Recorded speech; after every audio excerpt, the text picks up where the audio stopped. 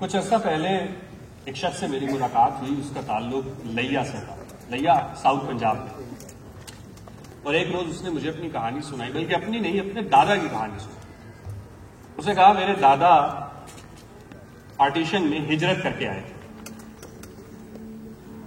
और जिस वक्त मेरे दादा आ रहे थे वो अपनी कहानी सुनाया करते थे कि वो खेतों में अपनी बेटी और अपनी बेगम के साथ छुपे हुए थे, और जहां वो छुपे हुए थे वहां से कुछ दूर चंद गज के फासले पे बलवाइयों ने मेरे दादा के दो बेटे नेजों पे उठाए हुए थे।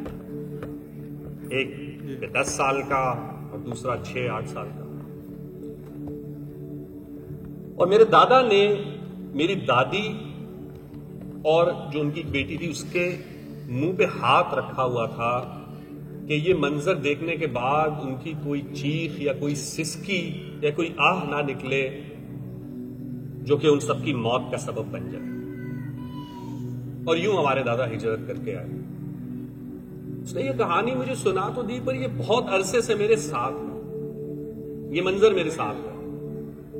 मैं कभी कभी सोचता हूं कि उसके दादा पे और उसकी दादी पे उस वक्त क्या गुजरी होगी जब उनके दो बेटे उनकी आंखों के सामने कत्ल कर दिए गए और वो रो भी ना सके। क्या जान बचाने की तमन्ना, जान बचाने की आरजू हर शय पे सबकत ले जाती है, हर जज्बे पे, हर रिश्ते पे। हो सकता है उसके दादा ने ऐसा इसलिए किया हो कि कहीं उनकी बेटी बच जाए, उनकी बीवी बच जाए, जान बचाने के लिए। जब भी 14 अगस्त आती है और हम अपना जश्न आजादी सेलिब्रेट करते हैं तो हमें लगता है कि 1947 भी शायद ऐसा ही कोई खुशियों का दिन हुआ होगा। हम जब भी आजादी की बात करते हैं, हम जब भी 47 की बात करते हैं तो हमें सुनने को क्या मिलता है? सियासी पहलू, नजरियात, सियासी वाकयात, कत्ल गारत। हमें कहानियां नहीं सुनने को मिलती।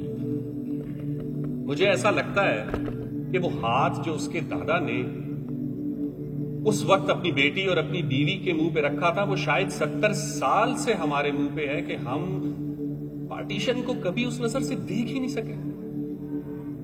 हमने वो तमाम कहानियां, उसके दादा और उसके दादा जैसी हजारों कहानियों को कब्रों में दफन करके उनके ऊपर जो कतबे लगा दिए हैं कि शहीद, कुर्बानी, ये वो अल्फाज हैं जिनकी वजह से हम कभी उन कहानियों को जज्बाती तौर पे देख ही नहीं पाते कि उस लम्हे किसी शख्स पर गुजरी क्या होगी, क्योंकि हम उसको कुर्बानी मान लेते हैं और आजादी की सेलिब्रेशन में लग जाते हैं। मुझे लगता है, और गलत भी लग सकता है, लेकिन मुझे लगता है कि हमने कभी पार्टीशन का दुख नहीं मनाया।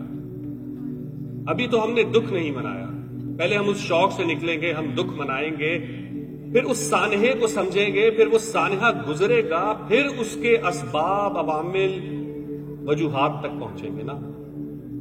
पहले रो तो ले। सो आज तक मुझे ऐसा लगता है कि हम पार्टीशन पर कभी रोए नहीं। तो आए कुछ देर पार्टीशन का दुख मनाएं।